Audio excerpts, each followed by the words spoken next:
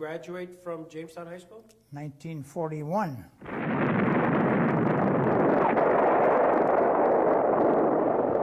December 7th, 1941, a date which will live in infamy.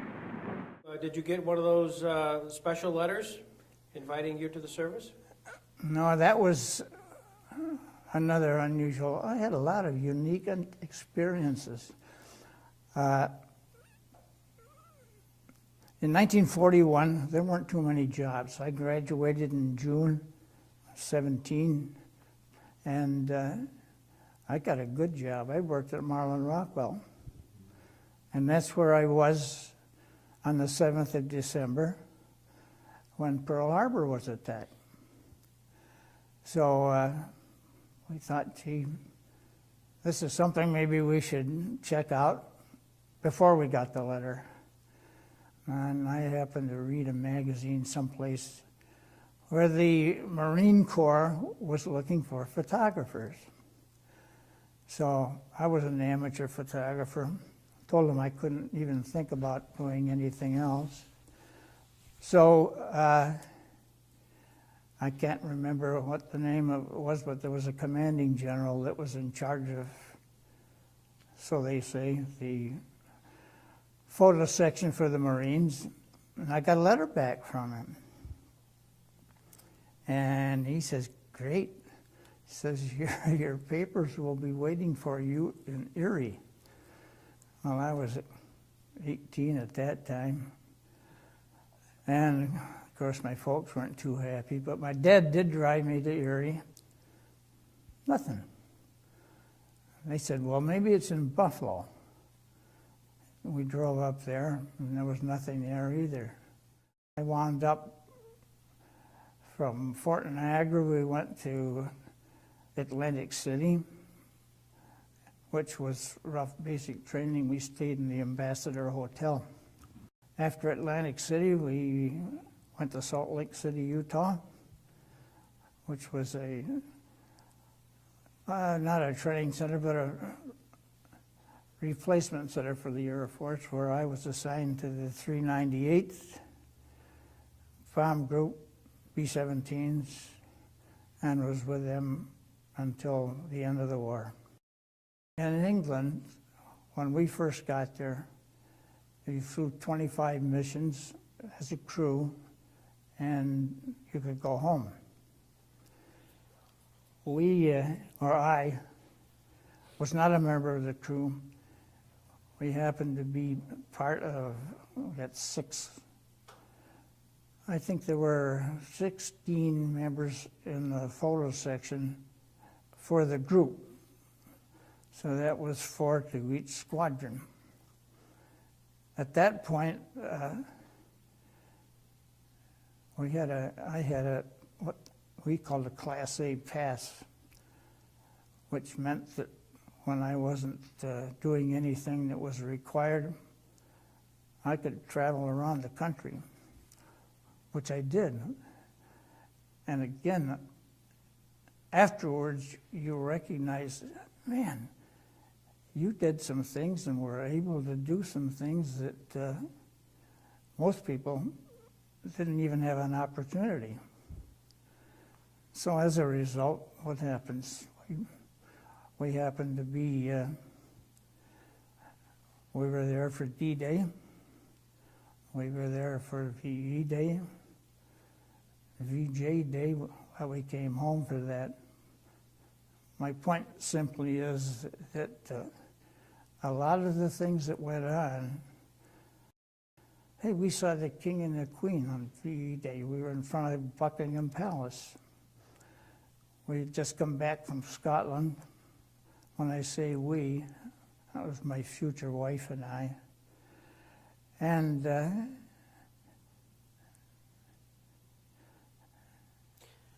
really lucky.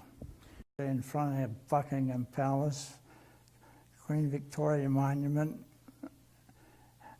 You can't imagine the number of people. I mean, literally. Where were you based out of?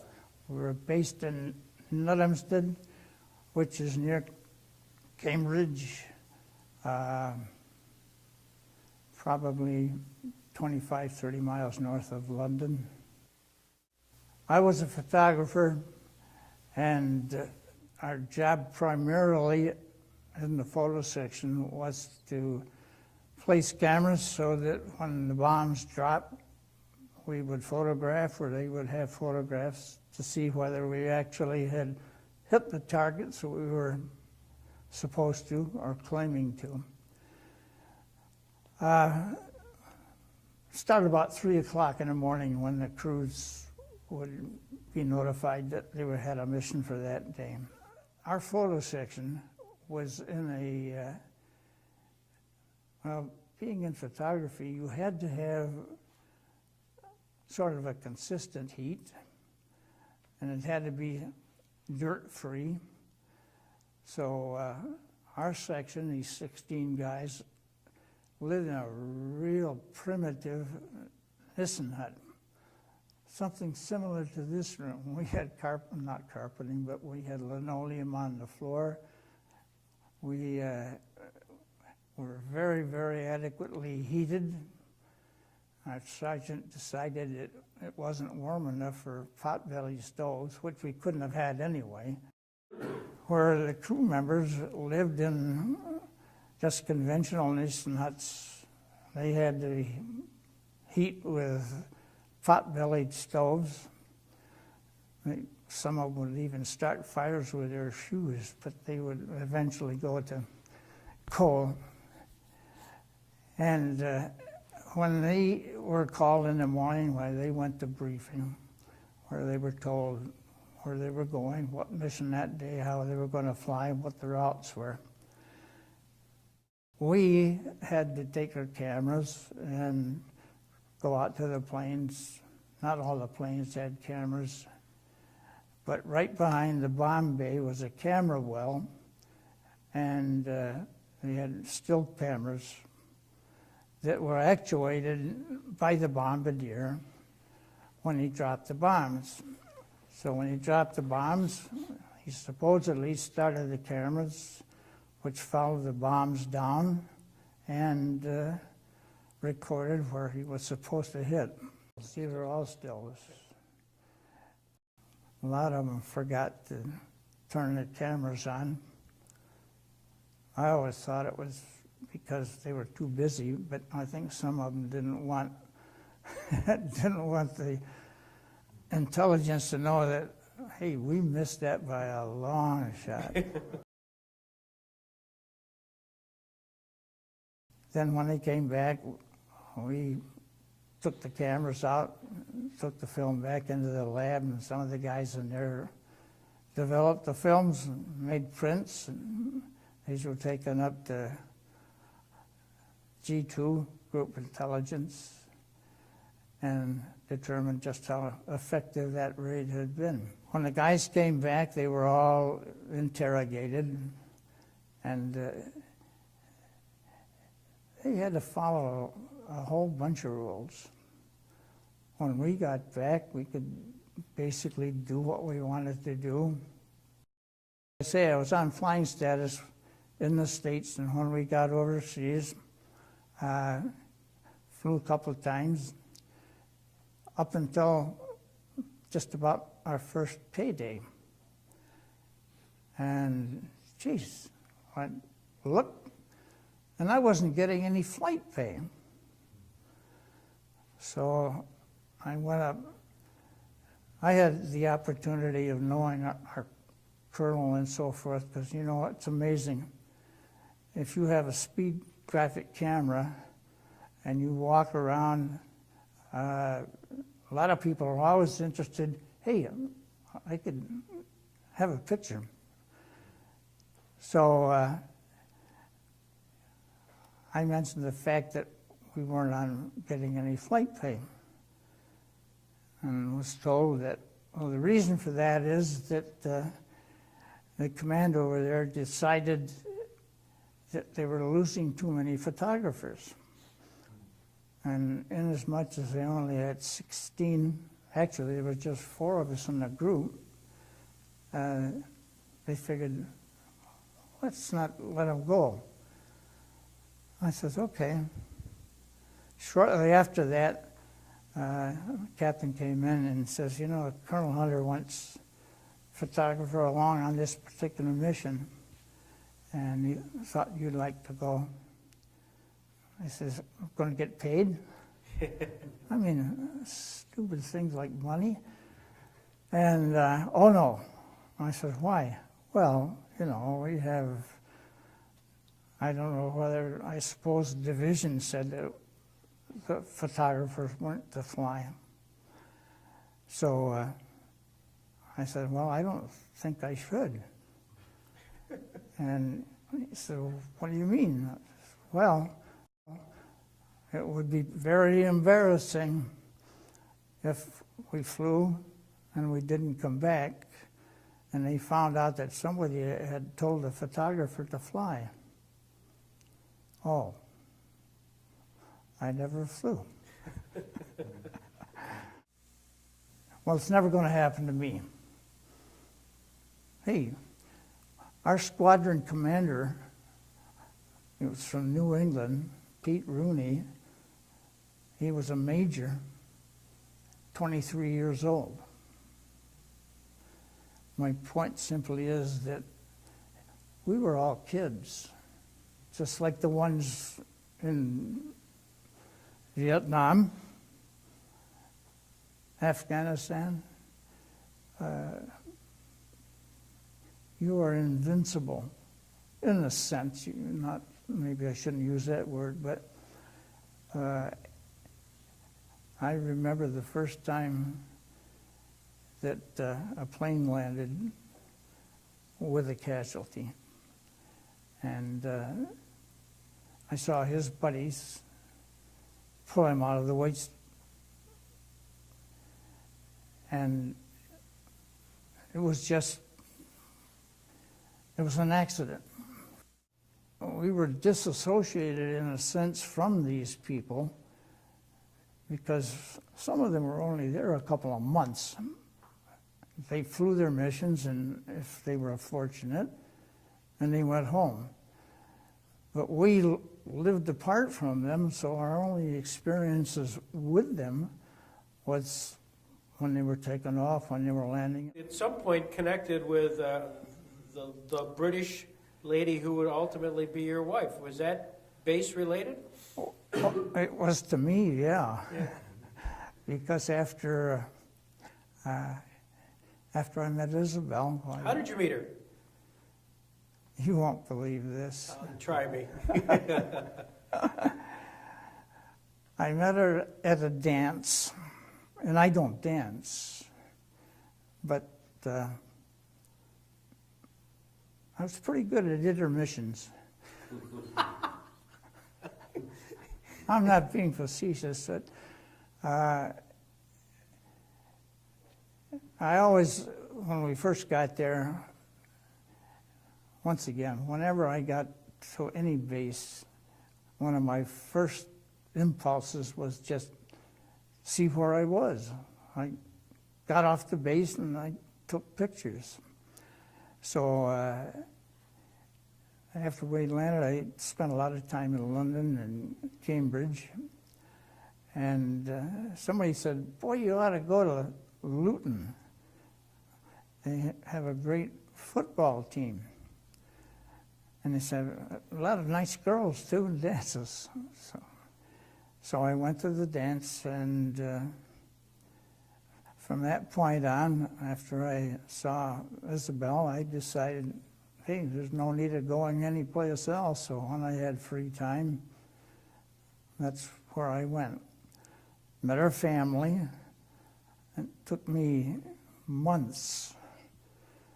The first night, I'm very adventurous, and I said, you want to go for a cup of tea? Because she didn't drink, and these dances were held in, it was a hall above the theater, cinema, and they sold no alcohol, which was all right with me, because I didn't drink that much. So I said, okay, we'll have a cup of tea. So we stopped and had tea. Then I said, I'll walk you home. She says, oh, no, it's not very far. And I said, no, it's okay. So we walked a couple blocks, and she says, well, I just live up the street. Okay. Now, this was in double British summertime, so it was light until 11 o'clock at night, at least.